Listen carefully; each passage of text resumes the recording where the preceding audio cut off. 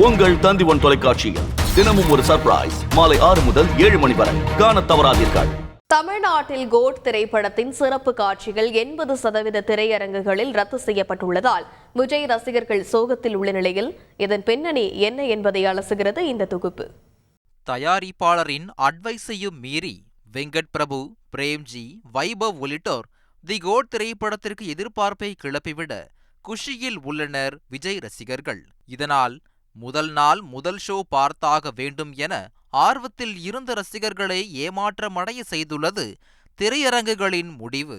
மதுரை உள்ளிட்ட தமிழ்நாட்டில் பல்வேறு மாவட்டங்களில் 9 மணி சிறப்பு காட்சிகளும் ரத்து செய்யப்பட்டுள்ளதுதான் விஜய் ரசிகர்களை கவலையில் ஆழ்த்தியுள்ள செய்தி. இதற்கு விநியோகஸ்தர்கள் தரப்பே காரணம் என கூறப்படுகிறது. எப்போதும் விஜய், அஜித் போன்ற பெரிய நடிகர்களின் திரைப்படங்கள் வெளியாகும் போது ரசிகர் மன்றத்தைச் சேர்ந்த நிர்வாகிகள் மொத்த டிக்கெட்டுகளையும் வாங்கி அதனை 100 ரூபாயில் இருந்து 200 ரூபாய் வரை லாபம் வைத்து விற்பனை செய்வது வழக்கம்.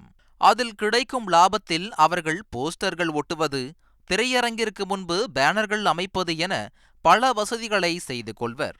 ஆனால் விஜயின் கடந்த 3 படங்களுக்கு விநியோகஸ்தர்கள் மத்தியில் இருந்து திரையரங்க உரிமையாளர்களுக்கு நெருக்கடி கொடுக்கப்படுவதாக தகவல்கள் கிடைத்துள்ளது. முன்பு திரையரங்கில் சிறப்பு காட்சிகளுக்கான டிக்கெட்டை 300 ரூபாய்க்கு பெற்று அதனை 400 ரூபாய் முதல் 500 ரூபாய் வரை ரசிகர் மன்றத்தினர் விற்பனை செய்வர்.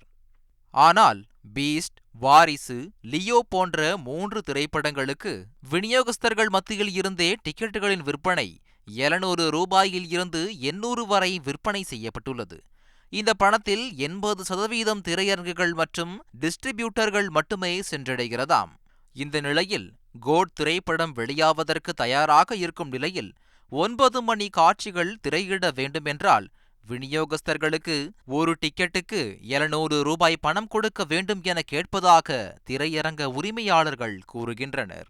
இந்த முறை விஜய் மக்கள் இயக்கத்தைச் சேர்ந்தவர்கள் சிறப்பு காட்சி டிக்கெட்டுகளை பெற்று அதனை ரசிகர் மன்ற காட்சியாக மாற்றி டிக்கெட்டுகள் விற்பனை செய்வதற்கும் முன்வரவில்லை.